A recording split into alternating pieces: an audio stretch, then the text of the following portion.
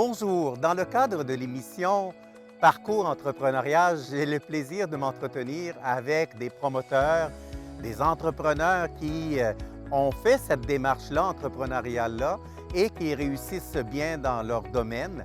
Et j'ai le plaisir aujourd'hui de m'entretenir avec Steve Pelcha. Comme vous voyez, aujourd'hui, on est dans un champ de vignes. Et tout simplement, j'ai le goût de m'entretenir avec Steve pour lui poser quelques questions sur son projet, son rêve, parce qu'il avait un rêve. Qu'est-ce qui le fait triper? Ça a été quoi sa passion du début? Ça a été quoi son parcours? Donc, Steve Pelcha, qui va me parler de vin québécois, de transformation de vin, qui est sur le point de commercialiser l'année prochaine. Il va me parler des facilités qu'il a eues lors de son projet, mais qui va me parler aussi des embûches.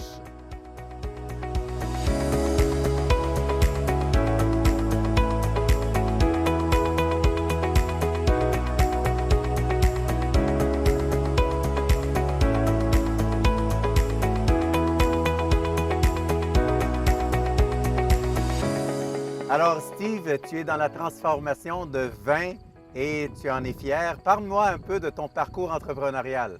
Bien, mon parcours entrepreneurial, ça a commencé, pour commencer, je suis ingénieur de formation. Après mon bac en ingénierie, j'ai travaillé. Puis par la suite, j'ai découvert l'entrepreneuriat à travers différents podcasts, à travers des livres que j'ai lus. C'est quelque chose qui m'a vraiment intéressé, d'être mon propre patron, d'être capable de prendre des décisions pour mon entreprise. Donc, c'est ça qui m'a décidé de me lancer en entreprise. Tu as parcouru différentes étapes de démarrage. Entre autres, tu es venu dans le programme Lancement d'une entreprise. Oui. Parle-moi de ces étapes-là. Bien, les différentes étapes, ça a été, premièrement, pour le démarrage de mon projet, ça a été d'acheter ma terre ici que vous voyez autour. Ça a été la première grande étape. Par la suite, comme tu l'as dit, j'ai décidé de faire un cours de démarrage d'entreprise pour être capable de bien démarrer, d'avoir un plan de match, d'avoir une vision pour pouvoir me lancer en affaires. Il y a eu certaines étapes que tu as eu de la facilité, Oui. mais je vais utiliser quand même tes termes. Il y a des étapes que tu as eu des pépins. Oui, j'ai eu effectivement des pépins et aussi de la facilité. J'ai été chanceux de trouver une terre d'une belle grandeur pour pouvoir accueillir mon projet. Pour ça, c'était vraiment une chance. Par contre, Dame Nature n'a pas toujours été clémente avec moi. Cette année, on a eu du gel au printemps. Ça a été très difficile. Ça a retardé le projet d'1 an. Par contre, on a décidé de continuer quand même malgré tout. On parle de modèle d'affaires et on parle aussi de plan d'affaires. C'est quoi ton rapport avec ces différents documents qu'il faut fournir parce que pour des besoins de financement ou pour convaincre des investisseurs ou d'autres distributeurs pour vendre ton produit, c'est quoi ta relation avec ces documents-là? Bien, mon plan d'affaires, pour moi, c'est vraiment mon plan de match. C'est ça qui me donne ma vision, c'est ça qui me donne mon calendrier de démarrage, mon analyse marketing. C'est lui qui m'a donné le go pour me lancer en entreprise. Puis je le vois un peu comme, c'est vraiment ma vision incarnée de mon entreprise, où est-ce que je veux me lancer, où est-ce que je veux être dans 5 ans. C'est ça qui m'a permis de démarrer mon entreprise, c'est mon plan d'affaires. Et qu'est-ce que tu trouves gratifiant à être ton propre entrepreneur ou ton propre promoteur dans ton projet? Mais il y a beaucoup de choses que je trouve gratifiantes. D'être entrepreneur, c'est de prendre des décisions qui vont avoir un impact sur ce qu'on fait. La quantité de vignes qu'on va planter ici, où est-ce qu'on va planter nos vignes, à quelle distance, tout ça, c'est des décisions d'entrepreneurs, de décideurs dans une entreprise. Pour ça, moi, je trouve ça super gratifiant. De rencontrer des défis et d'être capable de les surmonter, c'est super aussi. Je trouve ça incroyable d'être capable de dire malgré tout, on va continuer puis on va foncer dans le projet. Ça, c'est vraiment ce que je trouve gratifiant dans le fait d'être entrepreneur. Dans la finalité, Steve, tu fabriques du vin québécois. Tu vas embouteiller l'année prochaine, selon ce que tu m'avais dit tout à l'heure avant l'émission. Vends-nous ton vin, là. Essaye de me convaincre que je devrais acheter ton propre vin. Bien, mon vin, comme tu l'as dit, c'est un vin québécois fait par des artisans. Moi, ce que je veux, c'est vraiment être un vignoble artisanal. Je veux que ça soit familial avec ma conjointe, avec mes enfants. Je veux qu'on travaille ensemble pour faire un vin qu'on va être passionné de faire goûter aux gens. Je veux vraiment transférer les connaissances que j'ai par rapport au vin aux gens qui vont le boire. C'est vraiment ça que je veux. Je veux leur partager mon histoire, je veux leur partager mes inconvénients, les avantages que j'ai eus, toutes les histoires qui m'est arrivées. C'est ça que je veux faire. Je veux partager ma passion à travers mon vin. si jamais un autre promoteur, il aimerait démarrer une entreprise, pas comme la tienne, mais dans un autre projet, tu lui donnerais quoi comme conseil? Je dirais d'être résilient, d'être courageux, de ne pas avoir peur parce qu'il va y avoir des obstacles, il va y avoir des échecs. Il faut toujours continuer, il ne faut pas arrêter.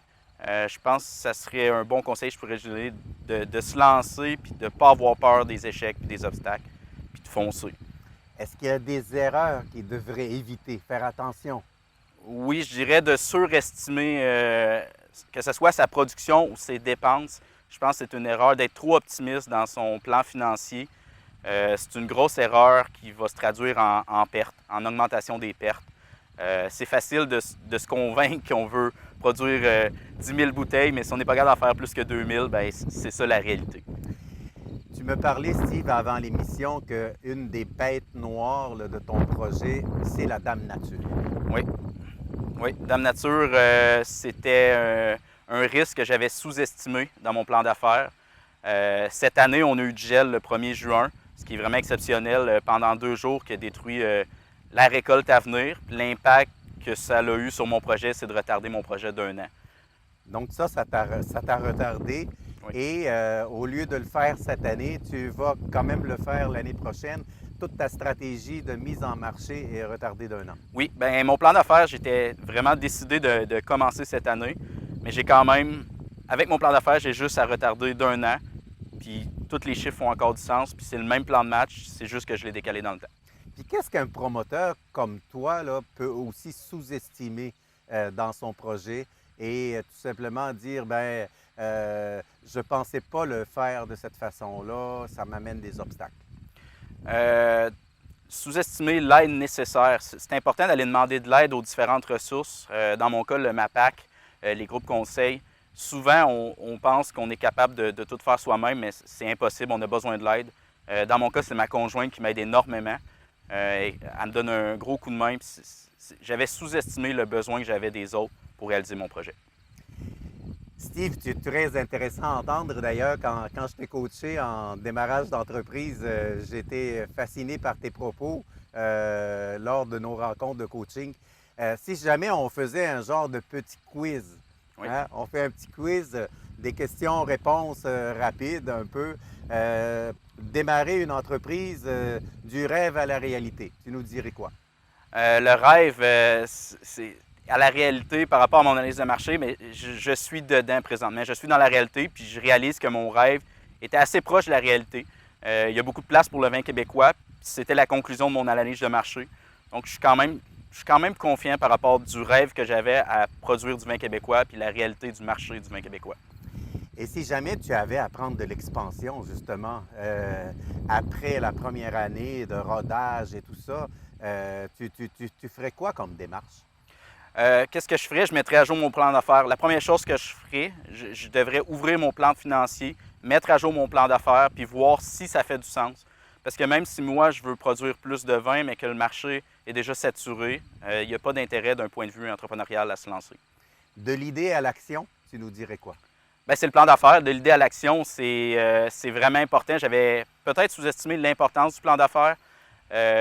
Lorsqu'on a une idée, pour la matérialiser, bien, le plan d'affaires, c'est l'outil qu'il nous fallait. On a pu mettre en mots, mettre en chiffres notre idée de vignoble à la réalisation d'un vignoble. J'ai lu un livre dernièrement qui s'appelle « De l'idée au profit ». C'est quoi cette valeur-là pour toi, Steve? Bien, c'est important le profit. La passion aussi, c'est très important. Puis l'équation du profit, c'est simple, c'est les revenus moins les dépenses donnent le profit. Dans mon cas, j'avais sous-estimé beaucoup les dépenses, puis je réalise que sous-estimer les dépenses, c'est une erreur en commençant qui fait que le profit va être beaucoup plus bas qu'estimé. Malgré tout, quand tu as la passion, ben c'est pas si grave que ça, un peu moins de profit. On dit cette phrase qu'on répète à maintes reprises, le client au centre de nos préoccupations. Oui. Est-ce que c'est un mythe ou on peut le réaliser pour le vrai? Moi, je suis 100% d'accord avec cette phrase-là parce que le client, c'est lui qui va revenir après année acheter mon produit. C'est lui qui va me donner des commentaires sur la qualité de mon produit ou non, sur les défauts de mon produit. Donc, oui, le client est au centre de mes décisions. Puis oui, je dois considérer le client lorsque je prends des décisions.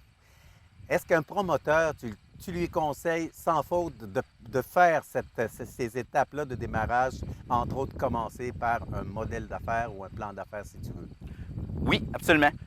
Si quelqu'un veut se lancer en entreprise, je lui conseille d'avoir une bonne idée, c'est sûr c'est important, mais ensuite de se faire un plan de match, qui est le plan d'affaires. C'est simple, ça permet de donner de la vision à son entreprise, puis ça permet d'améliorer ses chances de succès. Donc oui, définitivement, pour quelqu'un qui veut se lancer en entreprise, il doit faire son plan d'affaires. Qu'est-ce que tu souhaites laisser comme conseil à un entrepreneur qui désire faire cette démarche-là entrepreneuriale? Par où qu'il doit passer? Bien, je dirais qu'il se prépare. Il y a plusieurs parcours, il n'y a pas juste une recette. Moi, personnellement, j'ai apprécié mon parcours de démarrage d'entreprise. Je lui dirais juste de se lancer, peu importe la recette. Des qualités entrepreneuriales qu'on devrait avoir. Bien, je ne vois pas une qualité, des qualités. Je crois que c'est un ensemble de qualités. Je dirais le courage pour se lancer en entreprise, c'est très important. La résilience, malgré les échecs, puis il va y avoir des échecs, c'est de continuer malgré tout. Donc, le courage, la résilience, ce seraient deux qualités vraiment importantes pour se lancer en affaires. On voit, Steve, que tu es un passionné dans ton domaine, puis tu en manges. Oui. Est-ce que l'entrepreneuriat, ça s'apprend? Je crois que tout s'apprend. Ça se vit surtout. Je crois que l'entrepreneuriat, ça se vit à travers des expériences, à travers des cours d'entrepreneuriat. C'est important de vivre l'entrepreneuriat et d'en parler avec les gens, en plus de l'apprendre. Si jamais tu as des derniers conseils à donner à quelqu'un qui veut se lancer, tu dirais quoi en 2-3 mots? Lancez-vous. Lancez-vous tout simplement. C'est super beau, c'est super gratifiant. Lancez-vous. Et ce sont les premières étapes qui sont les plus difficiles, mais on dit aux futurs promoteurs, un pas à la fois. Oui. Hein? C'est se mettre dans l'action qui va faire en sorte que le projet va prendre forme.